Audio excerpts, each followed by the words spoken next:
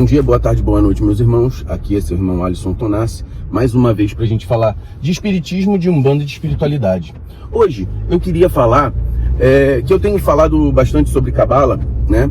E na estrutura da árvore da vida, que eu já falei em outro vídeo, existe um caminho chamado caminho do raio, tá?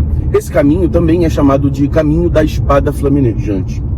Na Bíblia existe ali o anjo que tomava conta do paraíso, que quando Adão come a fruta da árvore do conhecimento, certo? Deus se enfurece com Adão e dar a ordem para o anjo colocar Adão para fora do paraíso. Nesse processo, Adão, que se chama o homem perfeito, Adam Kadmon, ele é colocado ou seja, do paraíso, que é o mundo espiritual, o mundo perfeito, ele é colocado para fora e desce através daquela espada flamejante, que também na cabala é chamado de caminho do raio. Ele desce do mundo que não tem forma para o mundo das formas, para o mundo aonde nós reconhecemos determinadas estruturas. Um mundo onde o conjunto de forças se manifesta sem forma nenhuma, e onde há a geometria, onde há a complexidade das formas para que essa força venha se manifestar. Então, o que acontece? Isso é chamado de queda do paraíso, tá? Muitas ordens iniciáticas usam a espada como símbolo da força, como símbolo que mantém de abrir o caminho. Também, nessa figura da espada flamejante, ela é a representação. Por que flamejante? Porque o fogo, ele é algo etéreo, representante da força divina, representante da força de Olorum.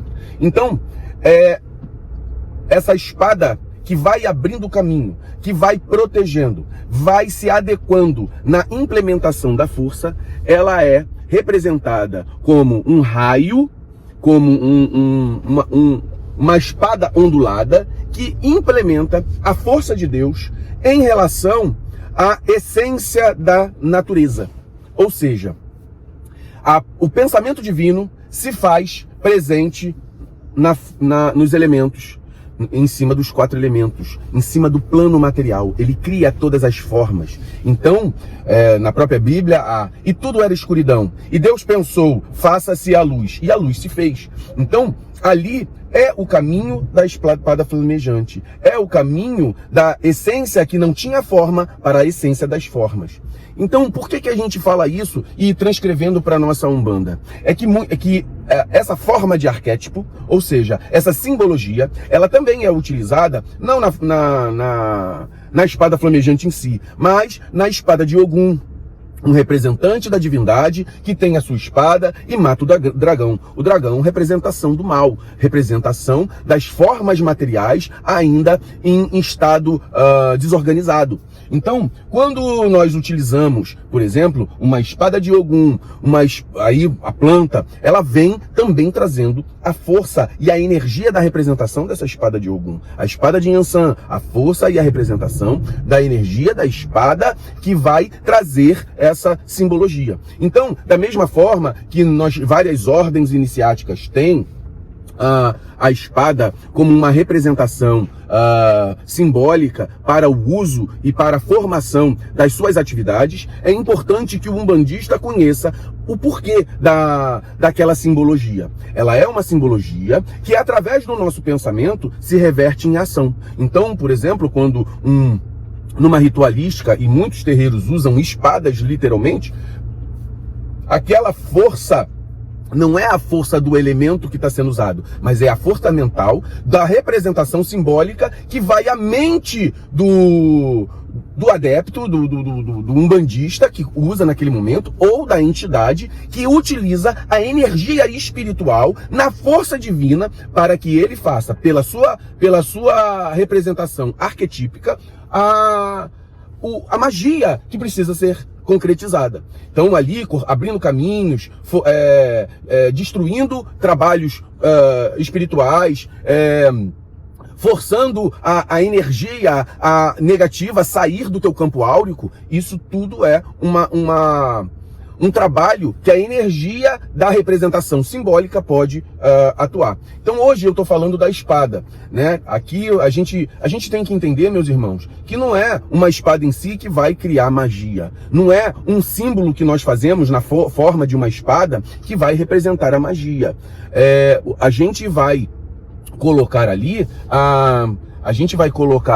a força do pensamento unida à simbologia do arquétipo que fica no ambiente astral, e essa força vai ser ativada. Ativando, essa força vai ter uma potencialidade que vai ser utilizada. Eu estou falando da espada flamejante, falei da espada como um arquétipo.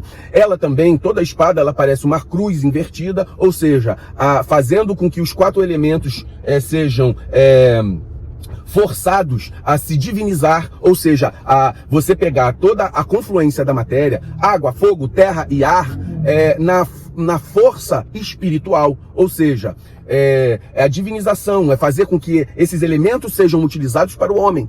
Então, a gente tendo essa tendência a entender, e aqui eu não estou esgotando a simbologia da espada, é claro que existem outras formas simbólicas de se observar a espada, e eu não estou querendo esgotar, aqui é só a gente trazendo um pouquinho de entendimento sobre isso, para depois, cada um que queira, vai estudar outras formas simbólicas disso, né? Mas aqui eu estou trazendo a força dos 4 elementos na potencialidade do homem, o domínio, que se você pegar os 4 elementos na força da espada, também é a representação da estrela de 5 pontas. Quando nós temos ali a estrela de 5 pontas, também são os 4 elementos dominados pela mente do homem. O homem que sabe dominar os elementos, né? Então, que a espada também é um tipo de representação dessa. Mas, além disso, existem muitas outras formas da gente trazer esse conhecimento. Então, que a gente possa entender, e aí a gente vai falando, depois eu vou falar sobre a estrela de 5 pontas, eu vou falar sobre a numerologia 1, 2, 3, 4, 5, até o 10, porque a numerologia pitagórica, que também é utilizada, por que tem o número 7? Por que significa o número 7? Por que o número 6? O número 5? Tudo isso também tem uma certa influência na nossa ritualística. E a gente fazendo esse entendimento, a gente tendo esse entendimento, a gente vai poder utilizar com maior propriedade quando um guia espiritual falar assim, olha, eu quero uma espada. Você bota no símbolo ali uma espada. Você coloca ali no símbolo uma estrela. Essa estrela tem correlação com o homem, mas também tem correlação com Iemanjá ou com os orixás. A gente vai tentando entender gradativamente isso de uma maneira mais clara, e não só numa fundamentação que fica muito infantilizada muitas vezes. É a cruz porque são as almas.